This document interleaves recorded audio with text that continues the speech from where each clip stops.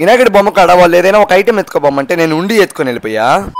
అసలు మ్యాటర్ ఏంటంటే వినాయక చవితి కదా అని చెప్పి ఇంట్లో పూజ చేసుకొని బొమ్మలు చూద్దాం అని చెప్పి బయటకి అయితే వచ్చేసా. ఫస్ట్ మన మాల్లో పెట్టిన గణేష కాడికి వచ్చా.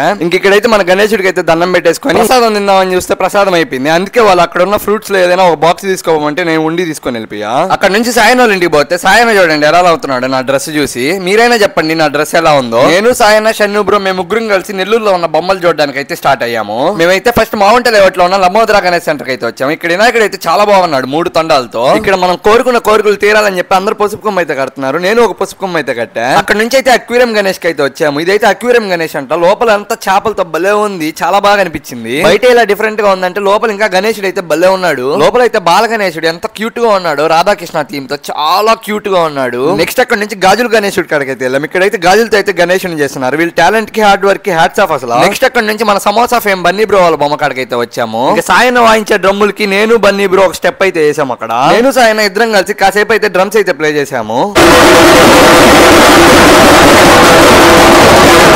సరే మరి యూట్యూబ్ లో సబ్స్క్రైబ్ చేసుకోండి, ఇన్స్టాలో ఫాలో చేసుకోండి. Bye bye, Tata.